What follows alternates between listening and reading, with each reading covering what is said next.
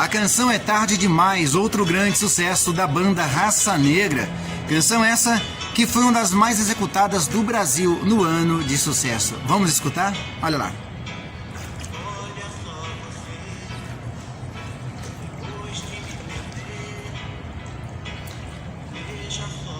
Que pena, hein? A canção É Tarde Demais fala daquele romance que a pessoa acabou o romance, perdeu a oportunidade e depois ficou tentando ali consertar a situação.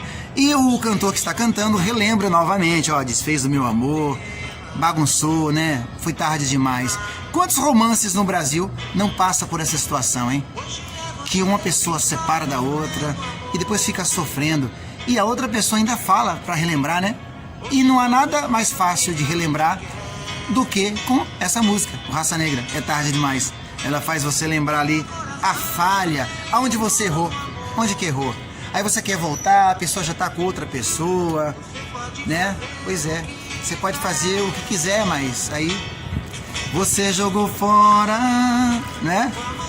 É tarde demais. Então é muito legal no romance, onde você estiver inserido ali, onde você considera que é um momento da sua vida que vale a pena, você dá muito mais aquilo que pode proporcionar algo bom para os dois, algo que faça uma vida fantástica, faça aquele momento valer a pena, aquele momento onde está vocês dois ali, onde você percebe que pode consertar alguns erros, consertar pequenas coisas que às vezes pode pôr a perder aquele grande romance, aquela grande história.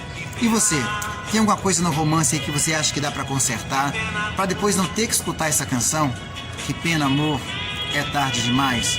Compartilha aqui nas histórias.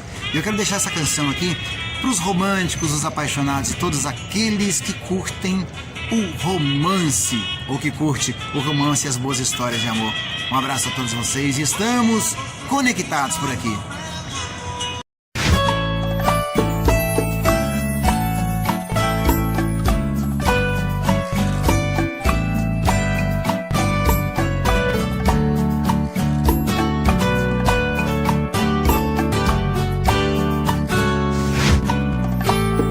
Me diz como vai ficar